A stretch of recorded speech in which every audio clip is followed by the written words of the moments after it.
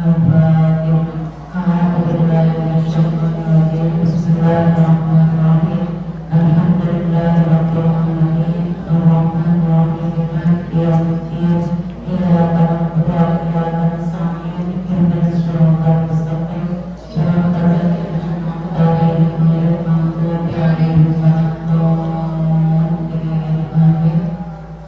Bismillahirrahmanirrahim. Kemarin menjelaskan syarat wudhu. Berarti kalau syarat itu dilakukan sebelum wudhu, seperti harus islam, harus tangis, harus berdiri dari atas besar, gitu.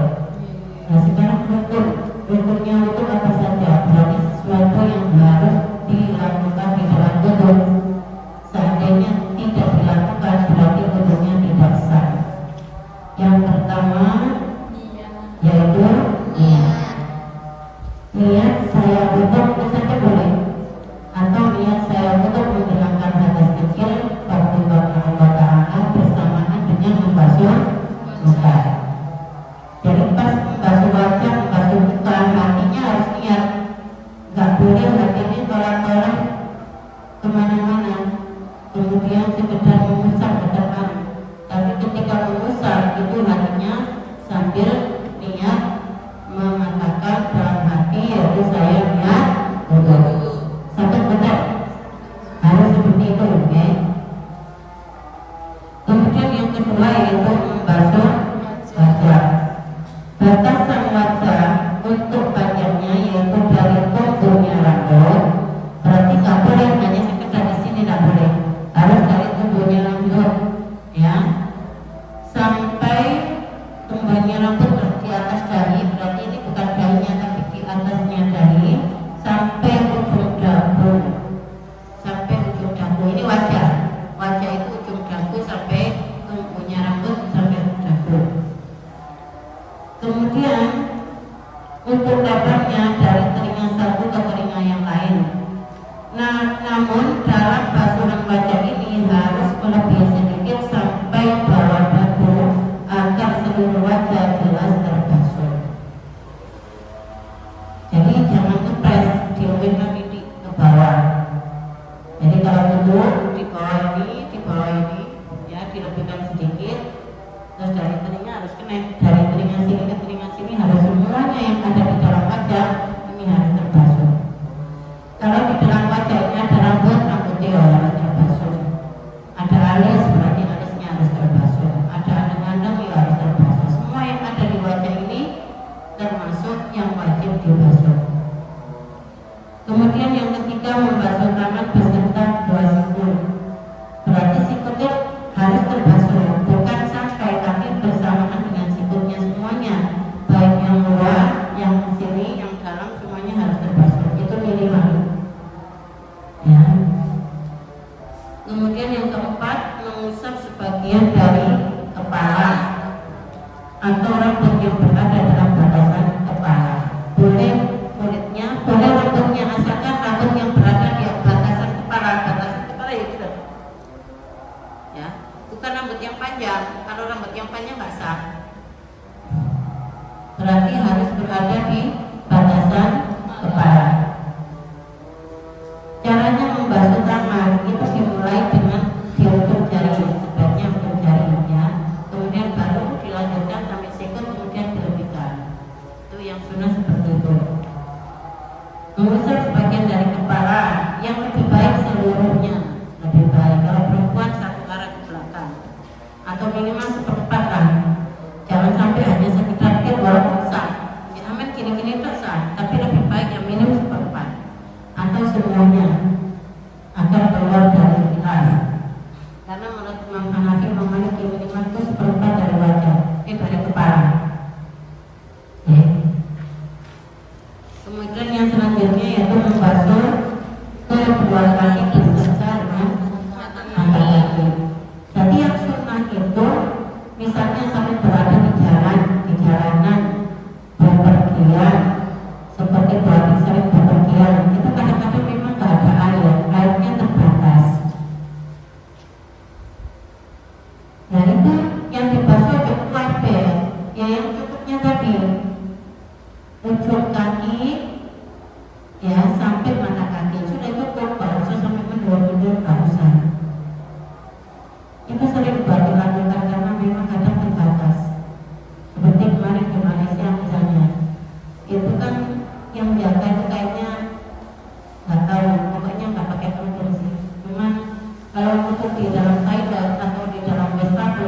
dia langsung marah.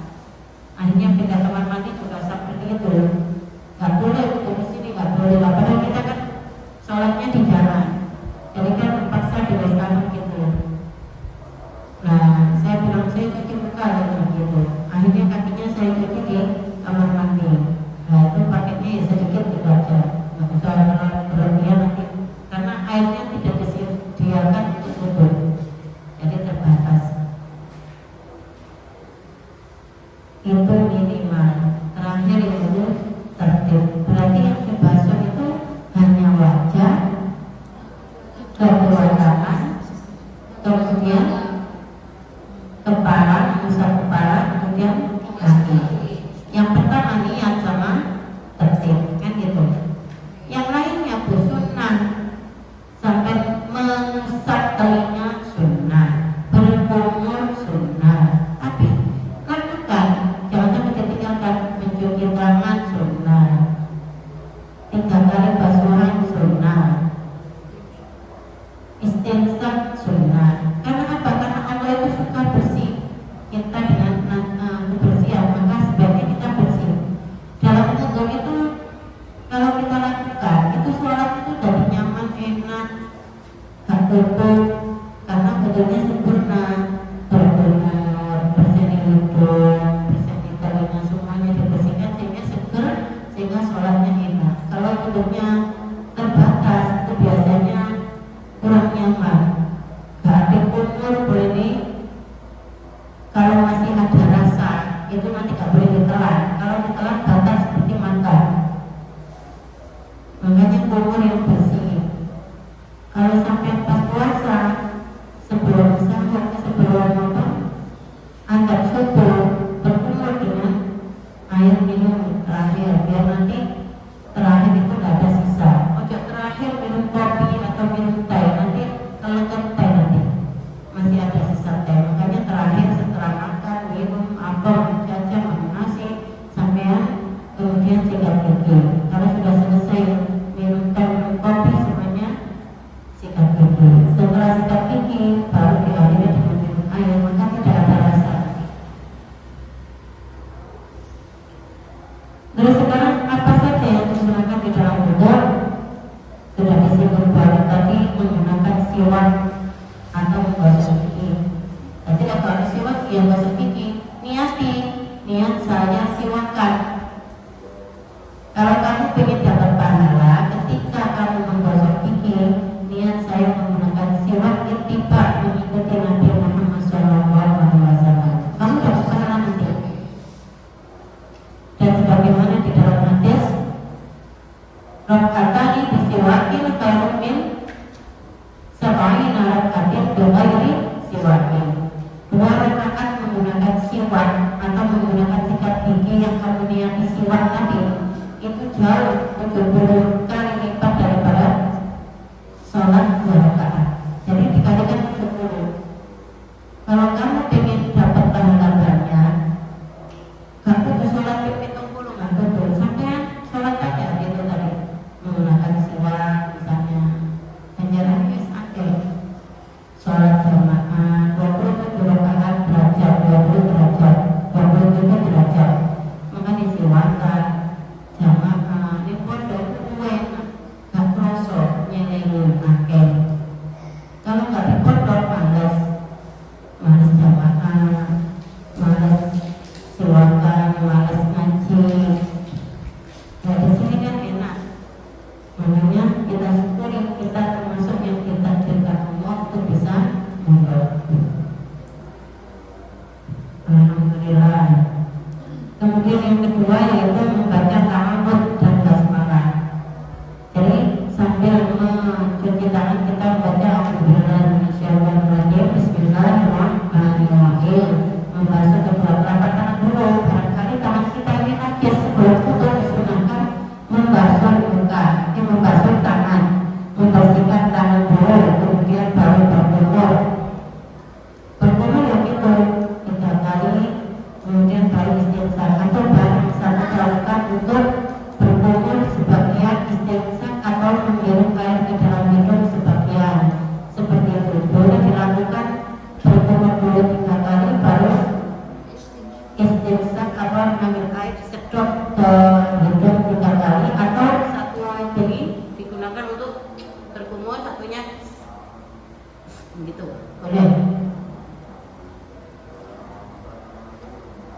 mengusap menghirup air ke dalam hidung. Jadi bukan gini loh, bukan gini loh. Yang sunnah bukan gini. Kalau gitu gak sunnah ya. Kalau kita dapat kesunahan gitu.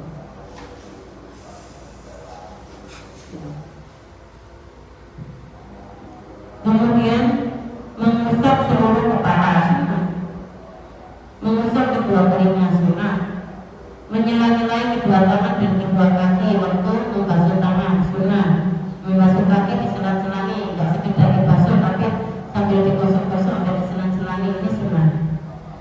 Melaksanakan wudu dengan menghadap kiblat sunnah, melaksanakan wudu dengan duduk sunnah. Kalau di tempatnya Pak Yasin sudah dikasih batik tempat duduk sudah, atau di sekolahan. Ketika balik kamu pondoknya laki-laki itu langsung dikasih tempat duduk, termasuk di tempatnya kantor. Kalau di sini belum. Jadi sebaiknya itu menggunakan tempat duduk yang baik. Karena apa? Kalau dengan duduk enak untuk berseri kaki ya enak, kan gitu. Yang kapan-kapan punya uang, bisa dibangunkan duduknya. Kemudian melaksanakan wudu tanpa bicara. Seandainya bicara, ya nggak sampai batal, tapi sebaiknya tidak bicara. Melakukan mualah atau terus menerus dari satu basuhan ke basuhan yang lain, atau satu usapan ke usapan yang lain, kecuali bagi daimul atas. Jadi kalau sampean misalkan membasuh muka di belakang sana loh, ya, kemudian habis tanduknya sampai lari ke depan situ, sampai meneruskan tidak apa-apa, tapi tidak mualah. Dan mualah itu langsungan, habis buka langsung tangan, itu namanya mualah. Seandainya tidak mualah boleh, asalkan bukan orang yang memiliki hadas daging atau daging hadas seperti orang istihadah, orang biasa, ini harus mualah. Orang istihadah harus mualah. Tapi kalau orang biasa normal seperti kita, nggak ada sakit apa-apa, ini disunahkan mualah. Seandainya tidak mualah ya nggak apa-apa. Paham tidak? Tapi nggak tentu terus menerus. Apa saja yang dilakukan di dalam wudu, yaitu mengeringkan bekas wudu dengan handuk atau yang lain kedua wudu. Jadi sebaiknya kalau habis wudu nggak usah diusap. Boleh diusap kalau orang sakit. Berarti sering tuh dari orang lama ya. Jadi orang apa namanya sakit kan dibutuh pakai duduk atau pakai berbaring, ya kan, diguyur gitu aja dikit, kemudian dikasih timba sininya, kemudian langsung diusap dengan handuk karena sakit. Kalau nanti kedinginan kasihan, maka tidak apa-apa. Tapi kalau tidak ada udur, maka sebaiknya tidak dibasuh, tidak diusap, tidak dikeringkan. Kemudian yang kedua yaitu meminta bantuan orang lain tanpa udur. Kadang-kadang kan jauh dari keran gitu kan. Kemudian kita minta bantuan, misalnya bentuknya minta digulungkan, ya boleh. Atau pernah juga misalnya di sumur itu kan gantian yang sunya, kemudian kan harus oleh dewi. Nah, kalau itu butuh ya nggak apa-apa. Kalau itu butuh kan nggak bisa timbul mundur sendiri kan angel, ya kan, maka digulungkan nggak apa-apa. Kalau nggak ada butuh kita tolong, itu baru makruh. Makruhnya lagi membasuh atau mengusap lebih dari 3 kali, karena itu israf, boros. Inna Allah la yuhibbul musrifin, Allah tidak suka orang-orang yang borosnya. Kemudian mendahulukan membasuh tangan atau kaki yang kiri, ini makruh. Apa sah, tapi makruh, sebaiknya yang kanan dulu. Ini adalah sesuatu yang dimakruhkan di dalam wudu. Faham tak? Ada yang bertanya?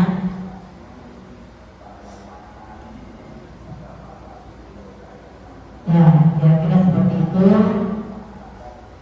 Jadi dibahas kaifiyah itu tata cara sholat.